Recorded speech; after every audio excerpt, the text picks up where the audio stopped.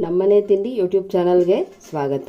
ನಾನಿವತ್ತು ಮಾಡ್ತಾ ಇರೋವಂಥದ್ದು ಘಮ ಘಮ ಅಂತಿರೋ ರುಚಿ ರುಚಿಯಾಗಿರೋ ಪೇಪರ್ ಅವಲಕ್ಕಿ ಒಗ್ಗರಣೆ. ಇದನ್ನು ಬೆಳಗಿನ ತಿಂಡಿಗಾದರೂ ಮಾಡ್ಕೋಬೋದು ಅಥವಾ ಸಂಜೆ ಸ್ನ್ಯಾಕ್ಸ್ಗಾದರೂ ಮಾಡ್ಕೊಳ್ಬೋದು.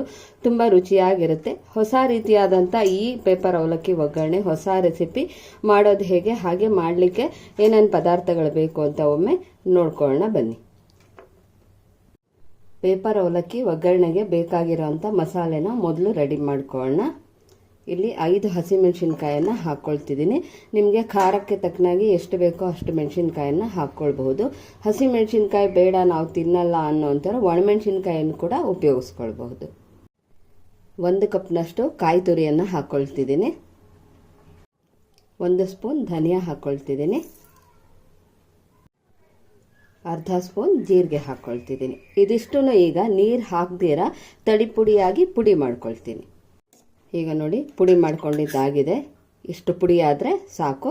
ಈಗ ಇದನ್ನು ಪಕ್ಕಕ್ಕೆ ತೆಗೆದಿಟ್ಟು ಒಗ್ಗರಣೆಗೆ ರೆಡಿ ಮಾಡ್ಕೊಳ್ಳೋಣ. ಒಲೆ ಮೇಲೆ ಒಂದು ಬಾಣಲ ಇಟ್ಕೊಂಡಿದ್ದೀನಿ. ಇದಕ್ಕೆ ಈಗ ಒಂದು 3 ಟೇಬಲ್ ಸ್ಪೂನ್ನಷ್ಟು ಎಣ್ಣೆ ಹಾಕ್ಕೊಳ್ತಿದ್ದೀನಿ. ಎಣ್ಣೆ ಬಿಸಿಯಾಗಿದೆ. ಸಾಸಿವೆ ಹಾಕ್ಕೊಳ್ತಿದ್ದೀನಿ. ಸಾಸಿವೆ ಸಿಡಿತಾ ಇದೆ. ಈಗ 1.5 ಟೇಬಲ್ ಸ್ಪೂನ್ನಷ್ಟು ಕಡಲೆ ಬೀಜನ ಹಾಕ್ಕೊಳ್ತಿದ್ದೀನಿ. ಕಡಲೆ ಬೀಜ ಹಾಕ್ಕೊಂಡು ಒಂದು ಅರ್ಧ ನಿಮಿಷ ಹುರ್ಕೊಂಡಿದ್ದಾದಮೇಲೆ ಕಡಲೆಬೇಳೆ 3/4 ಟೇಬಲ್ ಸ್ಪೂನಷ್ಟು ಕಡಲೆಬೇಳೆ ಹಾಕ್ಕೊಳ್ತಿದ್ದೀನಿ.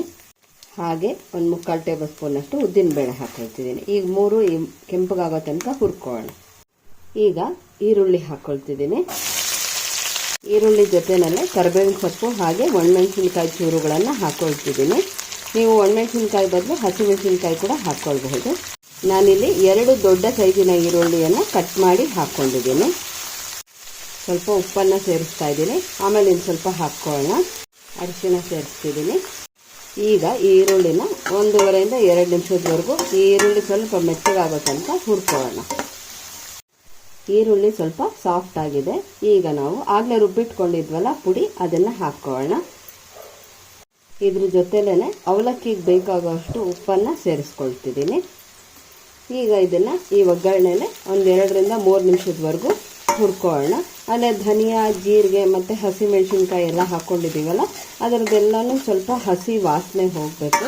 ಅಲ್ಲಿ ತನಕ ಸ್ವಲ್ಪ ಚೆನ್ನಾಗಿ ಇದನ್ನು ಹುರ್ಕೋಬೇಕಾಗತ್ತೆ. ಒಗ್ಗರಣೆ ರೆಡಿಯಾಗಿದೆ. ಅಂದರೆ ನಾವು ಪುಡಿ ಹಾಕ್ಕೊಳ್ತೀವಲ್ಲ, ರುಬ್ಬಿರೋಂಥ ಪುಡಿ, ಅದು ಹಾಕ್ಕೊಂಡಾಗ ಸಿಮ್ನಲ್ಲೇ ಇಟ್ಕೊಂಡು ಇದನ್ನು ಹುರ್ಕೊಳ್ಳಿ 1-2 ರಿಂದ 3 ನಿಮಿಷದವರೆಗೂ. ಆಗ ಘಮ್ ಅಂತ ಪರಿಮಳ ಬರುತ್ತೆ. ಈಗ ಇದಕ್ಕೆ ಪೇಪರ್ ಅವಲಕ್ಕಿ ಹಾಕೋಣ. ಈ ಕಪ್ನಲ್ಲಿ 2.5 ಕಪ್ನಷ್ಟು ಪೇಪರ್ ಅವಲಕ್ಕಿಯನ್ನು ತೊಗೊಂಡಿದ್ದೀನಿ. ಅಂದರೆ 1/4 kg ಅಷ್ಟಿತ್ತು ಅವಲಕ್ಕಿ. ಇದಷ್ಟು ಹಾಕ್ಕೊಳ್ತಿದ್ದೀನಿ. ಈಗ ಇದನ್ನು ಒಂದ್ಸರಿ ನೀಟಾಗಿ ಬೆರೆಸ್ಕೊಳ್ಳೋಣ.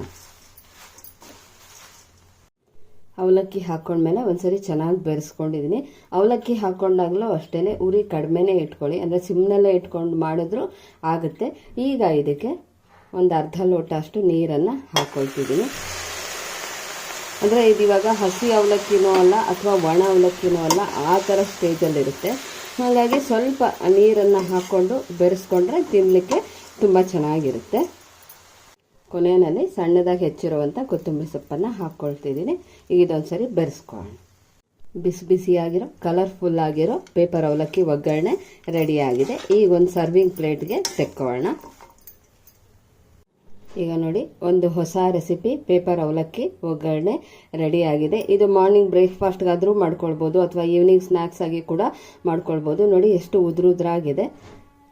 ಈ ರೀತಿಯಾಗಾದರೂ ಮಾಡ್ಕೋಬೋದು. ಅಥವಾ ಇನ್ನು ಸ್ವಲ್ಪ ನಮಗೆ ಸಾಫ್ಟಾಗಿ ಬೇಕು ಅಂದರೆ ಇನ್ನೊಂದು 2-3 ಸ್ಪೂನ್ನಷ್ಟು ನೀರನ್ನು ಹಾಕ್ಕೊಳ್ಳಿ. ಅವಾಗ ಇನ್ನು ಸ್ವಲ್ಪ ಸಾಫ್ಟಾಗಿ ಆಗುತ್ತೆ.